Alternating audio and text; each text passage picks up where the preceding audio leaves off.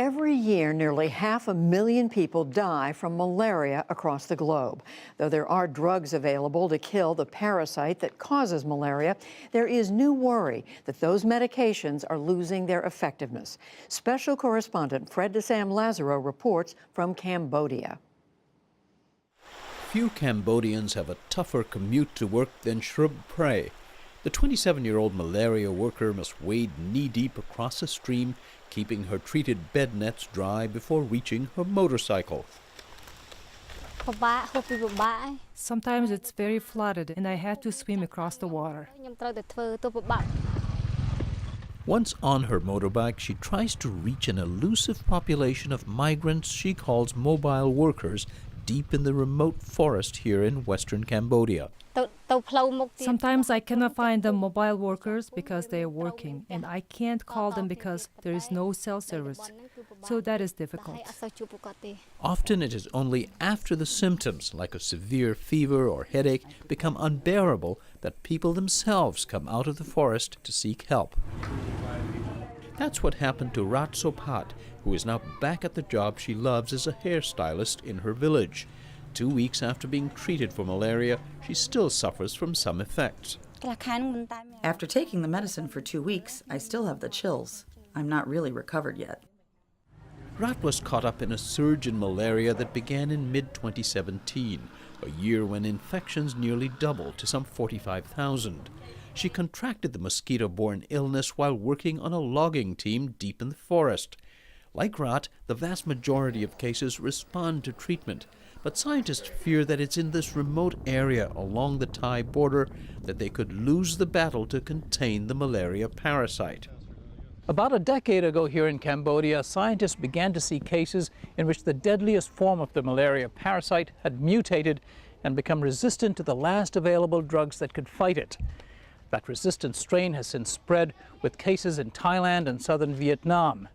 It raises the possibility of a resurgence of resistant malaria that scientists fear could spread far beyond Southeast Asia. And if it reaches Africa, it can kill millions of African children. It's happened before, says Aryan Dondorp, who directs a major malaria research effort in neighboring Thailand. Back in the 80s, resistance to the widely used drug chloroquine developed here in Asia and quickly spread to Africa, where treatment is less readily available, resulting in a huge spike in malaria deaths. New drugs have since contained the parasite, which has been wiped out in much of this Mekong region, but there remain hard-to-reach pockets. Malaria is a disease of marginalized populations, often living in border areas, very remote, difficult to reach.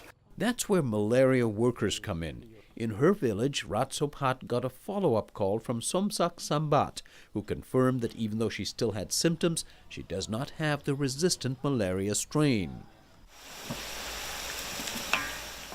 61-year-old Soksam actually makes his living selling fried banana chips, but 15 years ago he received training to detect, treat and educate his fellow villagers about malaria. My job is to go around the community to help people. I don't have a salary. They pay me for transportation and on the days when I see people. The pay is small, but I think this job is important because I can help people. That's why I do it. Soksam is part of a pilot program in 3 provinces of Cambodia, funded in large part by a program started during the George W. Bush administration called the President's Malaria Initiative. In this region, the money funds community malaria workers as well as a rapid detection and reporting program to track and contain outbreaks, especially any cases that do not respond to drugs. In the pilot project areas where migrant farm workers like these are a key target, project manager Rita Slot says the coordinated approach has shown promising results. Despite the intensified resistance to malaria treatment, the country has been successfully reduced malaria transmissions, and then we are proud to say that they moving toward malaria elimination. But it's in the so-called last mile in the forest that the danger of a drug-resistant outbreak is greatest. Roads, where they exist, aren't always passable, and people, many engaged in illegal logging, not eager to see anyone that seems official.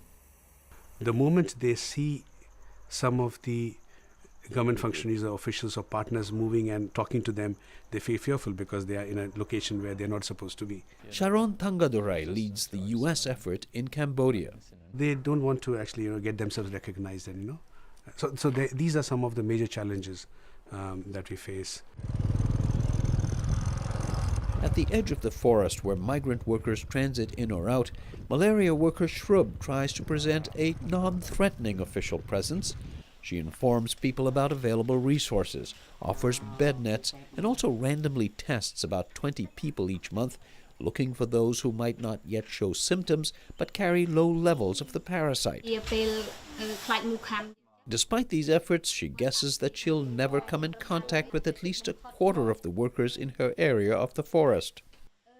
Nonetheless, malaria campaign officials say the approach is bringing down infections here in the pilot region, and they'd like to see it implemented elsewhere, where malaria cases have been on the rise. This was 1982. This was manufactured in China. You can see it.